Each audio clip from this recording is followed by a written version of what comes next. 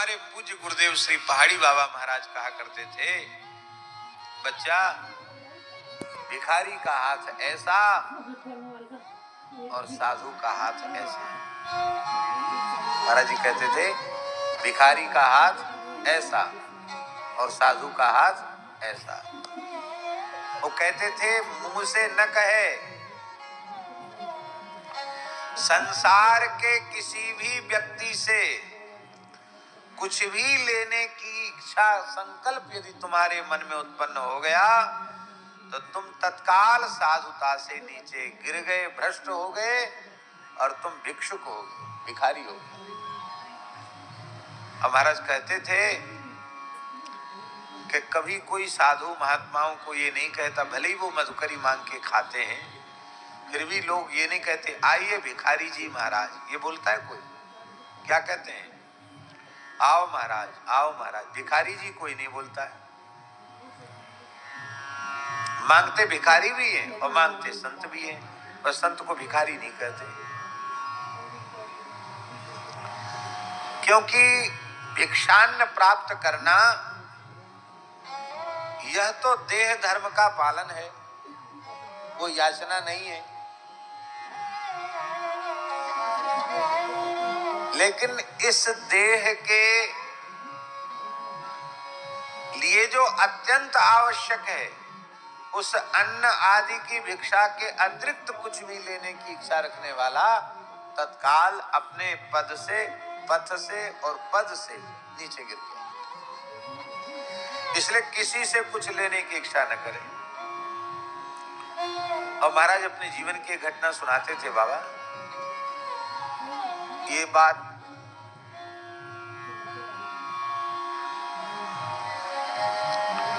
बहुत पुरानी है, मैंने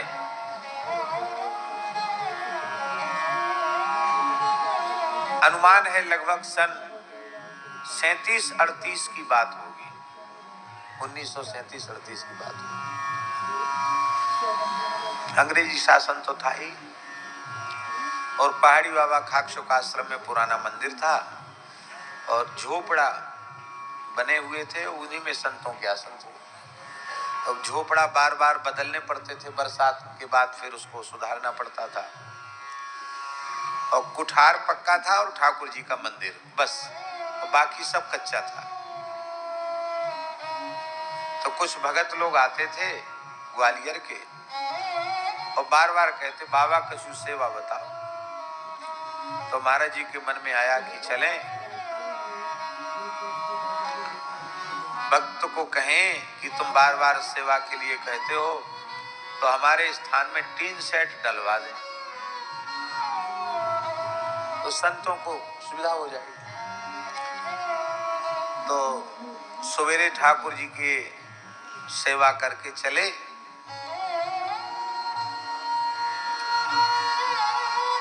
और पहुंच गए ग्वालियर। ट्रेनें भी कम चलती थी और लकड़ी झोंकने वाली ट्रेन चलती थी उस समय। लकड़ी झोंकते थे, लकड़ी जलाते थे ट्रेन में। और ग्वालियर पहुंचे,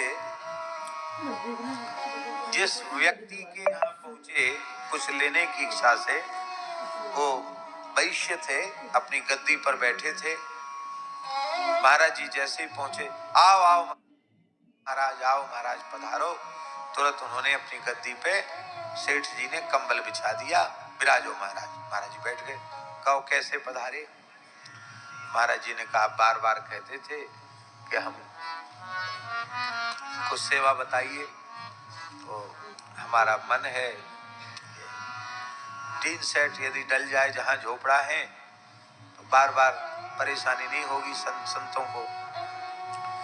तो इतना सुनते ही वो जो महानुभाव थे वो महाराज जी की तरफ तो पीठ कर लिया और वो और व्यवहार की बातों में व्यस्त हो गए। चाहे ग्राहकों से या अपने मुनि वगैरह से चर्चा करने लगे। महाराज जी को उत्तर नहीं दिया, उधर पीठ कर लिया। और महाराज जी तो बहुत स्वाभिमानी भी बहुत थे, वो तो नरसिंह भगवान थे। हम तो उनको नरसिंह भगवान के रूप में ही अनुभव करते थे। वो कहाँ इतनी देर बैठने वाले और सहन करने वाले। जैसे ही भगत ने पीठ दिखाई सोई महाराज जी उठे, 5-7 मिनट में ही वहां से उठ गए। थोड़ी देर तो प्रतीक्षा किया कि शायद जरूरी बात हो, लेकिन देखा इसने बिल्कुल उपेक्षा कर दी। तो महाराज वहां से उठे और पैदल चल करके रेलवे स्टेशन पहुंचे। फिर रेल में जो भी रेल तैयार थी बैठ करके फिर मथुरा आए। मथुरा से पैदल चल के वृंदावन आए। तो सवेरे केवल बाबा ठाकुर जी का चरणामृत लेके गए थे, कुछ खाया पिया नहीं था। और रात्रि को लौट के आए तो 12 बज गए। मथुरा से पैदल चल के आए वृंदावन, तो रात्रि को 12 बजे स्थान में पहुंचे। बीच में कहीं जल भी नहीं पिया था।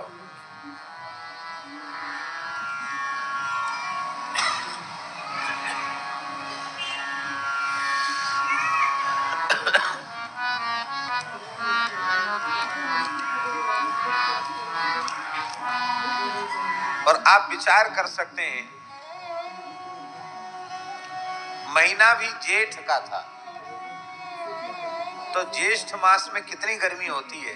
महाराज ने दिन भर पानी नहीं पिया और वहां लौट के आए। वहां से तो खूब तालू चिपक रहा था प्यास के मारे। तो कुआं से बाल्टी खींच, अभी भी कुआं है वहां खाक चौक में, कुआं से पानी खींच करके महाराज जी ने खूब स्नान किया पहले तो, और फिर जल पिया। और वहीं हाथ में जल लेकर संकल्प किया, हे रघुनाथ जी, आपके नाम से लंगोटी लगाई साधु बने और अपना व्रत भंग करके हम केवल टीन सेट डलवाने के लिए हम गए। अब हम ये प्रतिज्ञा करते हैं आपके चरणों में कि जीवन की अंतिम श्वास तक कभी किसी संसार के मनुष्य से क्या चले, किसी से भी कुछ भी लेने की इच्छा नहीं करेंगे। मांगने की बात तो बहुत, इच्छा ही नहीं करेंगे, संकल्प का ही त्याग करते हैं। हम साधु क्या टीन से डलवाने के लिए बने थे कि मकान बनाने के लिए बने थे साधु? हम तो भजन करने के लिए साधु बने थे। तो टीन सेट डले चाहे न डले, अरे पुरखा झोपड़ा में बीत गया जब जीवन, हमारा भी झोपड़ी में बीत जाएगा। टीन सेट की क्या जरूरत अपने को, न डले और याचना नहीं करनी। सो कहते जैसे ये संकल्प किया तो बड़ी शांति आ गई और जल पी के फिर विश्राम में चले गए। भैया जी तीसरे दिन उसके परिवार के वे ही महानुभाव जिन्होंने पीठ दिखा दी थी, वे ही महानुभाव आकर साष्टांग पड़ गए, जोर जोर से रोने लगे। तो महाराज जी ने कहा, कहो क्या हो गया? अरे बोले महाराज पता नहीं आप क्या करे आए हैं, हमारे घर में सब मरणासन्न पड़े, लगता है कि अब कोई बचेगा ही नहीं हमारे परिवार, सब बस चक्कर आता और गिर जाते हैं, दोष पड़े, पता नहीं क्या हो गया। तो महाराज जी हंसने लगे। महाराज जी बोले, अरे राम राम, बड़े दुख की बात है भैया, तुम हमारे ऊपर शंका कर रहे हो, भगत जी तुम हमारे ऊपर शंका कर रहे हो कि हमने कुछ कर दिया। तो हमने कभी आज तक किसी भी प्राणी के अनिष्ट का चिंतन अपने मन से नहीं किया, और हम न कोई जादू टोना वाले हैं और ना हम तंत्र मंत्र वाले हैं, हम तो सीधे साधे राम राम करते हैं। तो अब राम जी की लीला राम जी जाने। हाँ ये बात जरूर है, इतनी बात जरूर है कि हम गए थे बड़ी आशा से और हमारी आशा पूरी भई नहीं, तो हमें बड़ी पीड़ा तो भई, दुख तो हमको हुआ, और यहाँ लौट के हमने पानी पिया, और लेकिन अब हम बड़े सुखी हैं। क्यों? हमने निश्चय कर लिया कि हमें कुछ करना ही नहीं, भजन छोड़ के दूसरा काम नहीं करना, अब किसी से कुछ मांगना नहीं है, इच्छा भी नहीं करनी है। बोला महाराज वो बहुत बड़ा अपराध हो गया महाराज हमसे, क्या करें, हमारी बुद्धि मारी गई, आप कृपा करो, हमें 2 हाथ जगह बताओ, हम कुछ टीन सेट में तो फिर गल जाएगा, पक्का बना देंगे, 2 हाथ जगह बता दो। महाराज जी बोले कि जो बनवाना है जिनको उनके पास चले जाओ, हमारे पास कोई जगह वगैरह नहीं है, हमारे जैसे वैसे ठीक है। सो रोने लगा। बोले इसका मतलब आपने हमको क्षमा नहीं किया, हमारे परिवार को प्राण दान दो। तो महाराज जी कहते कि अब कुछ तो पिंड तो छुड़ाना था, तो धूना की विभूति लेकर हमने कहा जाओ सबके माथे पे लगा देना, ठीक हो जाओगे, हो जाएंगे, लेकिन बनाने बनाने का हमको कोई अब आवश्यकता नहीं है, ले जाओ, जाओ तो जाओ यहाँ से, लेकर यहाँ रोग आओ मत। कहते आश्चर्य हो गया, वो जाते ही कुछ वो भस्म लगाई, सब ठीक हो गए। फिर उन्होंने बनाया, अब तो पुराना सब विसर्जित करके वहां नया निर्माण हो गया है। पर जो टीन सेट जिन्होंने नहीं बनाया था, उन्होंने लगभग पूरे स्थान का निर्माण, जो पुराना स्थान जितना था, नीचे का पूरा पंगत घर, रसोई घर, संत निवास, सब उन्होंने बनाया, एक ही व्यक्ति ने बनाया। जब इच्छा की तब टीन सेट के लिए भी हाँ नहीं किया, और जब संकल्प का त्याग कर दिया तो बिना संकल्प के सब कुछ हो गया। और विलक्षण बात, भयंकर अकाल पड़ा और उस अकाल में अन्न नहीं मिल रहा था, और श्रावण भादों का उत्सव का समय आ गया। तो 20-25 महंत वृंदावन के संत समाज के अंग्रेज कलेक्टर से मिलने गए मथुरा। अंग्रेज कलेक्टर था कि महाराज हमारे यहाँ उत्सव आ रहा है, थोड़ा अन्न की व्यवस्था हो जाए। तो अंग्रेज कलेक्टर बोला हम कुछ नहीं सुनेगा, जो गेहूं खाएगा वो गोली खाएगा, जो गोली खाएगा वो गेहूं खाएगा, कह के भीतर चला गया। माने उसके कहने का मतलब था कि तुमको गेहूं खाना है साधुओं को तो गोली खाओ, माने फौज में भर्ती हो जाओ, युद्ध करो, लड़ाई लड़ो तो रोटी खाने को मिलेगी, नहीं तो नहीं मिलेगी। जो गेहूं खाएगा वो गोली खाएगा, जो गोली खाएगा वो गेहूं खाएगा। ये बात है सन 1942 की। महाराज जी ने कहा रे राम राम बताओ, हम 10-20 महंत गए और उसने ऐसे कह दिया, अधिकारी ने। लौट के आए तो सब तो अपने उनके ऊपर प्रभाव, महाराज जी के चित्त पर बड़े जल्दी प्रभाव पड़ जाता था। महाराज जी लौट के आए, बोले हरे राम राम, हम राम जी के सहारे राम जी का दरबार छोड़कर एक अंग्रेज के पास गए अन्न मांगने के लिए, है धिक्कार है तुमको। राम राम राम राम, लोगों के बहकावे में आ गए। अब अन्न का आज से त्याग कर देते हैं। 1942 में उन्होंने अन्न का त्याग कर दिया और 2003 तक अन्न का स्पर्श नहीं किया। मध्याह्न में 24 घंटे में एक बार 1.5 छटाक साग और शाम को 1.5 पाव दूध, यही उनका 1942 से लेकर और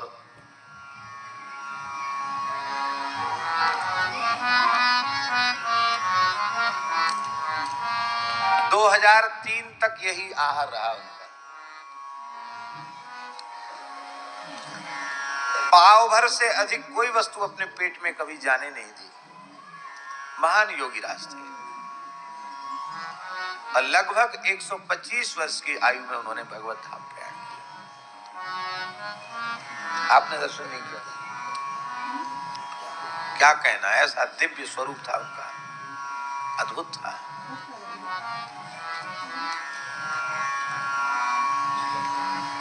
और रसोई रोज बनाते थे ठाकुर जी के अपने हाथ से।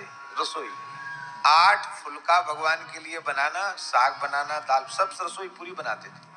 ठाकुर जी का साग का प्रसाद थोड़ा सा लेते थे, बस अलग से कोई फलाहार नहीं, सब्जी प्रसाद, वही 1.5 छटाक साग, 1 छटाक हाथ में ले ली, फिर ठाकुर जी की कटोरी से फिर आधी छटाक ले ली, ऐसे पागे हो गया उनका फलाहार।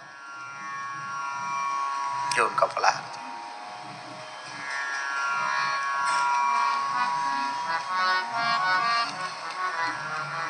ठाकुर जी ने फिर एक बार परीक्षा ली। देखो, प्रतिज्ञा किया कि हमको किसी से कुछ नहीं लेना है, तो उसके बाद तो ये घटना घटी, तो अन्न भी छूट गया।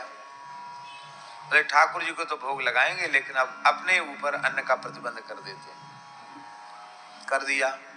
इसके बाद क्या हुआ,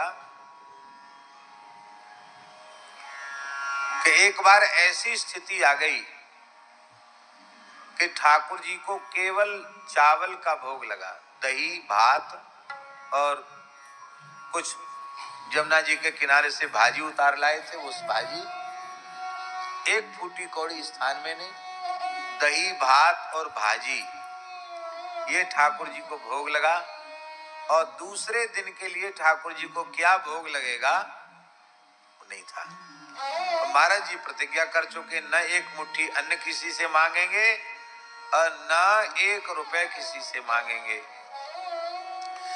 तो ठाकुर जी को भोग धरा के गए और जब भोग उसारने आए तो ठाकुर जी मन ही मन ठाकुर जी को जब श्रृंगार उतार रहे थे, बढ़ा रहे थे श्रृंगार, अभी भी खाक चौक के वही ठाकुर जी हैं, तो मुकुट क्रीट बढ़ा करके श्रृंगार, धनुष बाण बढ़ा दिया जाता ना, जैसे भोग लगाते हैं तो मुरली धनुष बाण सब अलग कर दिया जाता है, तब ठाकुर जी आरोगेंगे, ठाकुर जी आरोगेंगे, आचमन कराया जाता, यही पद्धति है।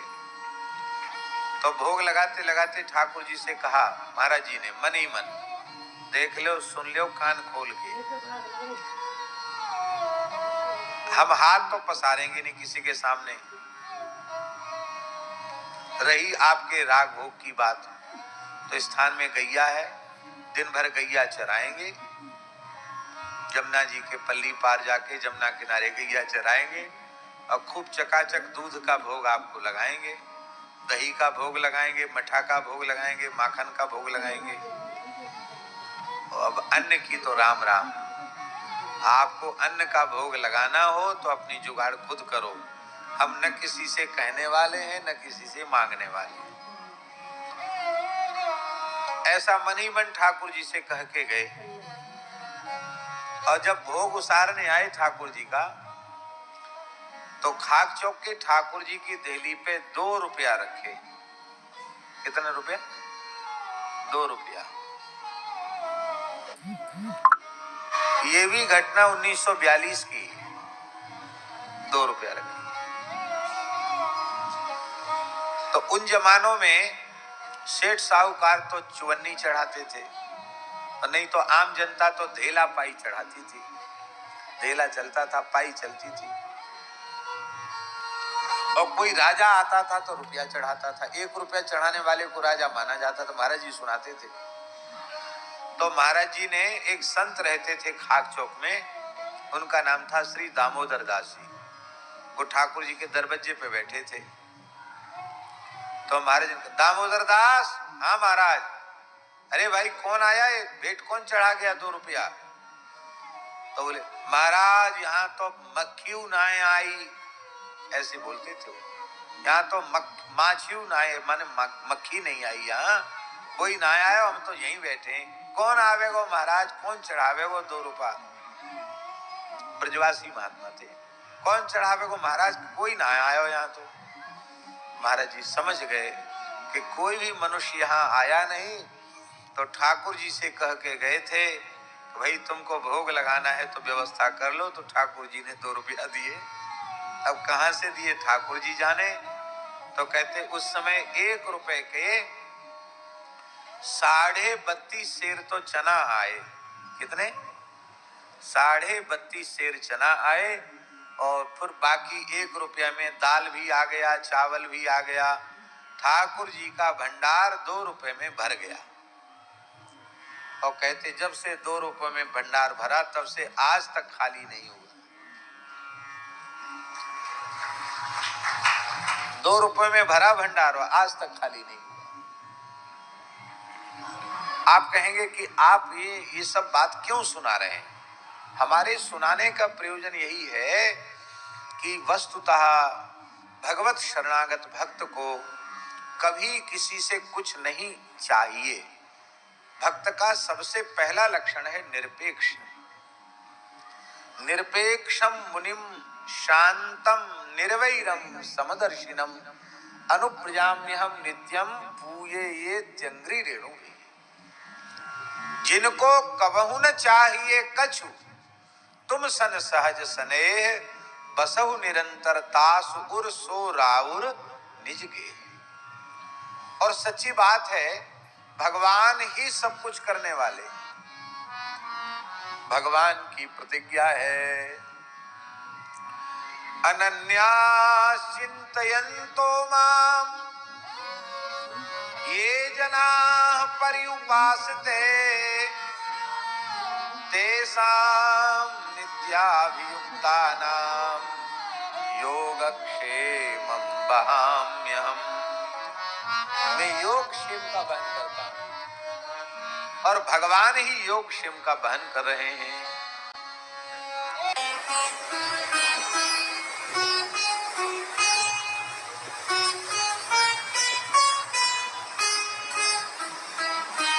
श्री सीताराम प्रतिदिन सत्संग एवं दर्शन के लिए श्री महाराज जी के ऑफिशियल चैनल को जरूर सब्सक्राइब करें।